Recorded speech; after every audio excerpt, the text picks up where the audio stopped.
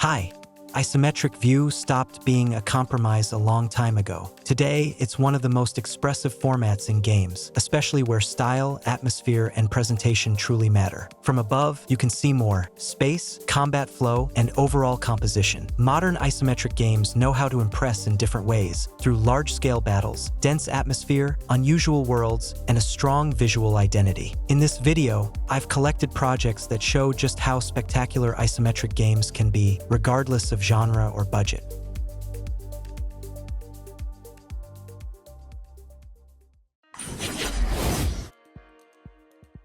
Lost Ark.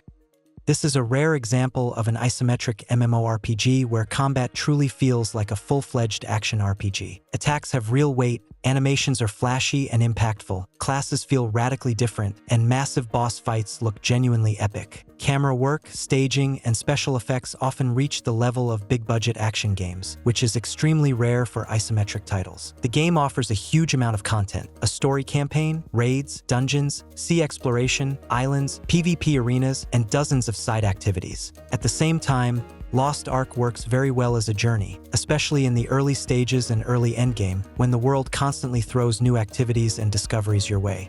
Yes, progression slows down over time and starts demanding either a lot of time or patience, but as a spectacular and dynamic isometric MMO, Lost Ark remains one of the most impressive games in the genre.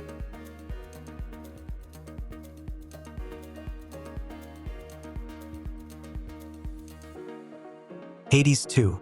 This isn't just a sequel, it's a confident step forward for one of the best isometric action games of recent years. Supergiant Games once again focuses on the perfect balance between fast-paced combat, a strong visual style, and a living, constantly evolving story. This time, the spotlight is on Milanoe, and her journey feels darker, larger in scale, and more personal. The combat system has become deeper, with new weapon types, spells, rituals, and greater freedom in build creation. Every run feels unique, and defeats never feel frustrating. Instead, they unlock new dialogue, characters, and story details. Visually, the game remains flawless. Animations, effects, music, and art direction work together as a single, cohesive whole.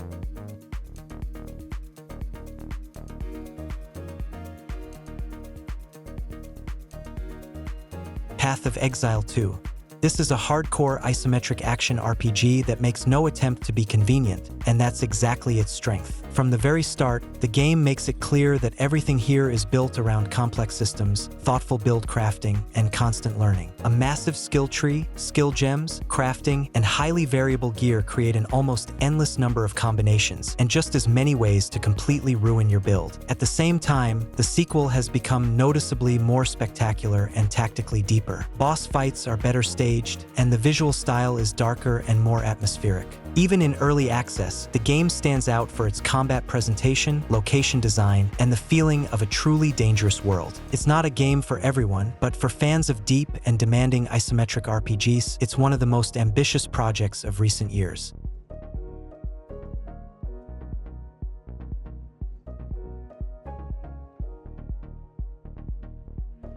Titan Quest II. This game brings back the classic isometric action RPG formula, but presents it with modern staging and visual detail. It once again immerses players in the world of ancient mythology, where gods, monsters, and heroes are all part of a large-scale epic journey. The environments feel far more alive, featuring wide open spaces, complex terrain, verticality, and richly detailed locations. The combat system builds on the familiar foundation of the original, but puts more emphasis on tactical combat, positioning, and skill interactions. The class system with combinable masteries returns, offering plenty of room for build experimentation. Titan Quest II feels like an attempt to bring back the spirit of classic Diablo-style games without outdated design choices, focusing instead on scale, atmosphere, and visual immersion.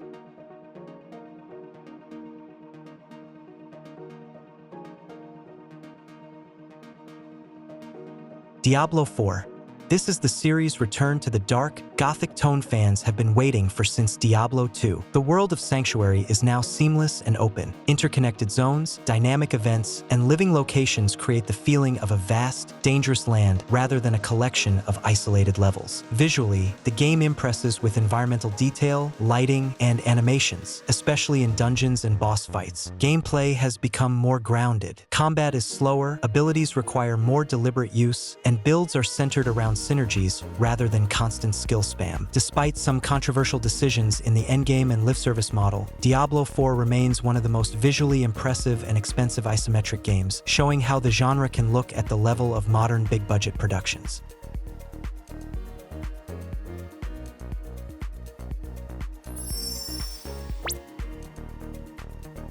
No Rest for the Wicked. This is an isometric action RPG from the creators of Ori that breaks familiar genre expectations. Instead of fast-paced, click-heavy combat, the game offers slow, tense, and dangerous fights that feel much closer to a Souls-like experience. Every hit has weight, positioning is critical, and mistakes are costly. Even regular enemies demand full attention. Visually, the game stands out with a dark, painterly art style, handcrafted animations, and a distinct atmosphere that makes it feel like an interactive art project. World exploration, loot, progression, and the economy are all built around a more grounded and punishing gameplay rhythm.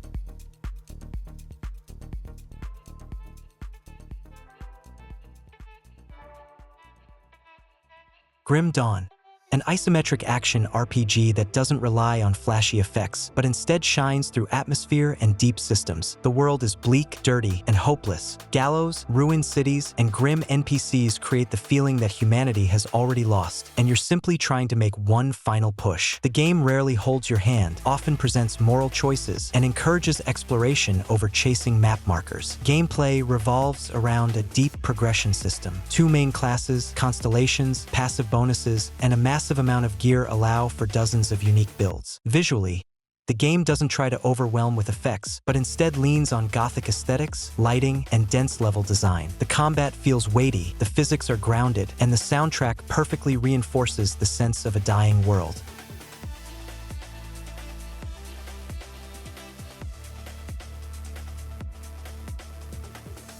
Last Train Home. This is an isometric strategy game with a cinematic approach and dramatic presentation. It tells the story of the Czechoslovak Legion fighting its way through a Russia consumed by civil war, focusing not on heroics, but on survival, exhaustion, and constant moral choices. The train isn't just a base, it's the heart of the entire story. Real-time tactical missions are combined with resource management, treating wounded soldiers, maintaining discipline, and making difficult decisions. Visually, the game uses a muted color palette, refined animation, and detailed scenes to create the feeling of a historical drama. Last Train Home stands out by showing that isometry isn't only about action, but also about strong narrative and sustained tension.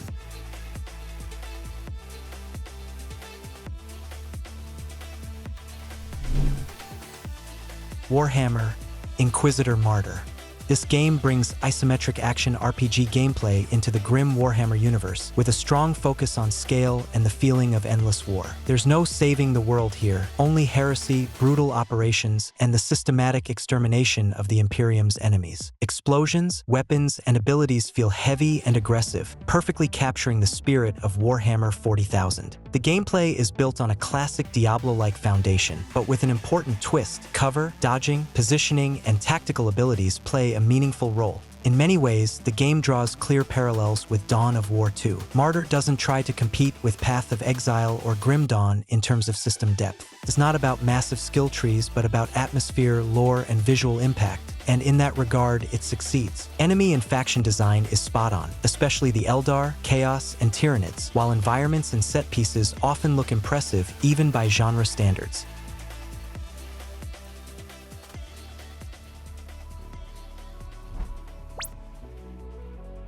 Darksiders Genesis. This is an isometric action game that translates the series' signature style into a new format and does so surprisingly well. The game focuses on pacing, presentation, and combat variety, while fully preserving the spirit of Darksiders. Demons, apocalypse, and just the right amount of epic flair. The ability to play as 2 horsemen, strife and war, works especially well in co-op. Visually, Genesis is bright and vibrant. Ability effects, level design, and boss encounters emphasize the game's arcade-like, yet highly spectacle-driven nature. It's less dark and hardcore than classic Diablo-likes, but offers more momentum and variety in return.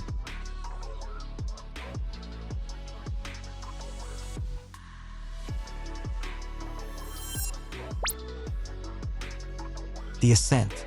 one of the most visually impressive isometric games of recent years. The cyberpunk megacity here isn't just a backdrop, but a fully realized living organism. Multi-level environments, neon lights, smoke, crowds of NPCs, and insane levels of detail create a dense, overwhelming world. The camera actively plays with verticality, which is still rare for the genre. The combat system blends twin-stick shooting with cover mechanics and positioning. Firefights feel tense, and the action is packed with visual effects. Despite a relatively simple RPG layer, the Ascent stands out thanks to its atmosphere and sheer sense of scale.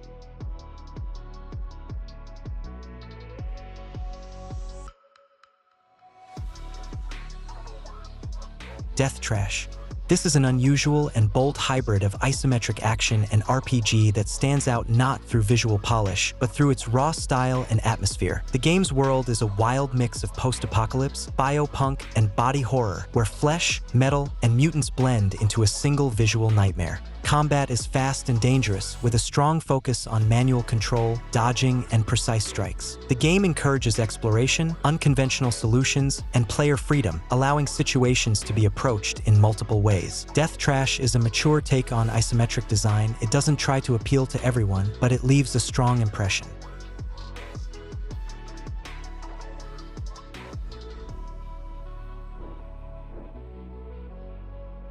Children of Morta.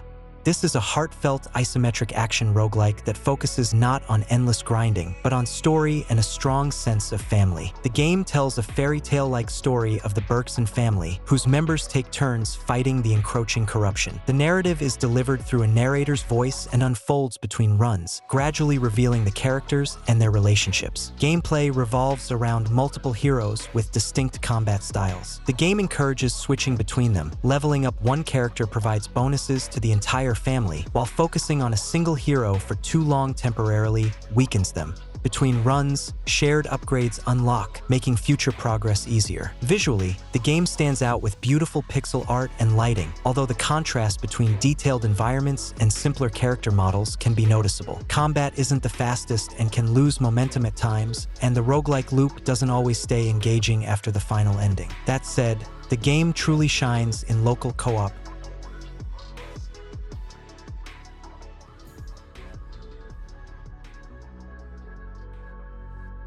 Ruiner.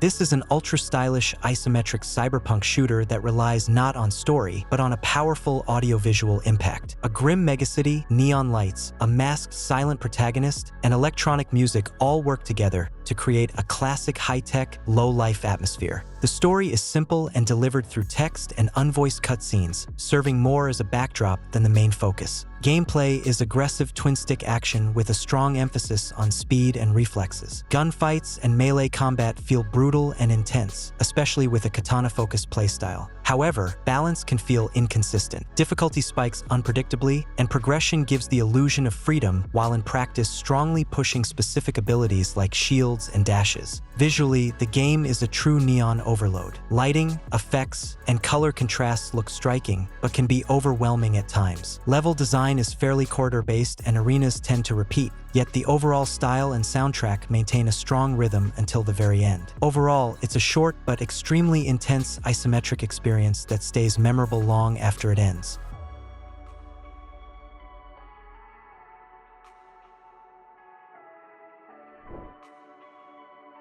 Gears Tactics. This game brings the Gears of War universe into a turn-based isometric tactics format and, surprisingly, makes it highly cinematic. The camera frequently zooms in on characters, highlighting brutal executions, explosions, and environmental destruction. For the genre, this level of presentation is rare. Tactical combat is built around aggression and mobility. Dashes, executions, action chains, and constant pressure on the enemy are rewarded more than passive defense. Visually, the game preserves the series' signature grim style, heavy armor, blood, monsters, and industrial landscapes. Gears Tactics proves that isometric games can be not only strategic, but genuinely spectacular.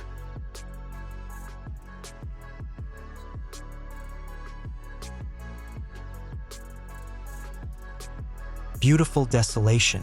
This is an isometric point-and-click adventure, not an RPG and not a Diablo-like. There's almost no combat, progression, or action here. The entire focus is on world exploration, dialogue, and atmosphere. The story follows two brothers who find themselves in a distant post-apocalyptic future of South Africa, where advanced technology, tribal culture, and alien remnants are intertwined into a strange and captivating world. The game's greatest strength is its unique setting and lore. African aesthetics, shamanistic themes, sentient machines, and exotic factions make the world feel truly distinct from typical post-apocalyptic settings. The characters are memorable, and the dialogues often drift into philosophy and surreal storytelling. Gameplay-wise, it's a classic adventure. You go where the developers intend, talk to characters, and solve puzzles and moral dilemmas. The interface and navigation can feel unfriendly at times, but if you approach beautiful Desolation as a meditative journey and an interactive exploration of its world, it reveals its best qualities.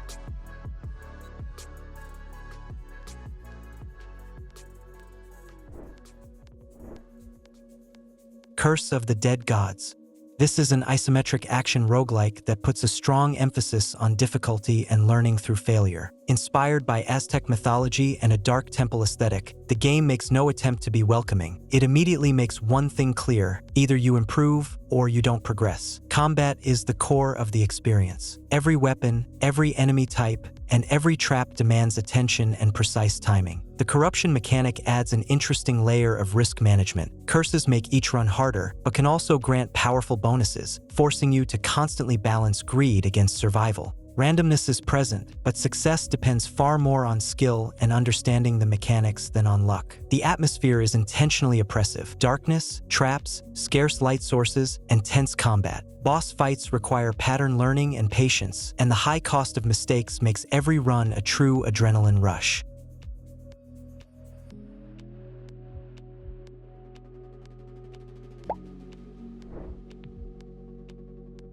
Minecraft Dungeons. This is a light and accessible take on isometric action, designed primarily around co-op play. The game removes complex progression systems and focuses on simple, easy-to-understand mechanics, allowing even players unfamiliar with the genre to jump in quickly. Visually, the game uses Minecraft's recognizable style, but presents it in a bright and colorful way. Effects, lighting, and varied locations make the world feel lively and welcoming. Despite its simplicity, there's still a fair amount of build variety, weapons, and activities. The main downside is the short campaign. The core content can be completed quickly, and replayability relies mostly on higher difficulty levels and paid expansions. Without DLC, the game feels somewhat incomplete, and the full edition comes at a noticeably higher price.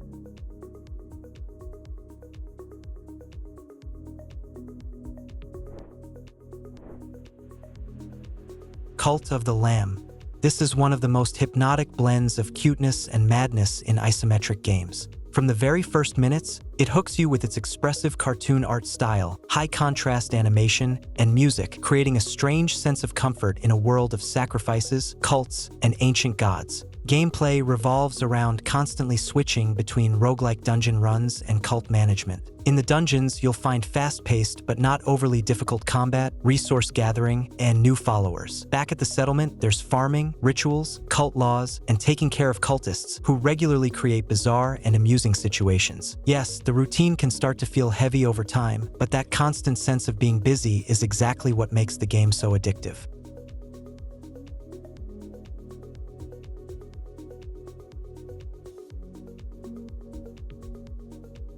Moonlighter 2. This sequel expands the idea of the hero's double life and makes it noticeably deeper and more spectacular. By day, you're a shopkeeper, analyzing customer behavior, setting prices, and turning loot into profit. By night, you're an adventurer, diving into dangerous dungeons in search of rare relics. This loop remains at the heart of the game, but now it's more varied and tactical. The combat system has been significantly expanded. Different weapon types, modifiers, elemental effects, and interactive environment elements allow for a wide range of builds and experimentation with each run. Special attention is also given to inventory management. Relics interact with each other directly inside your backpack, affecting their value and properties.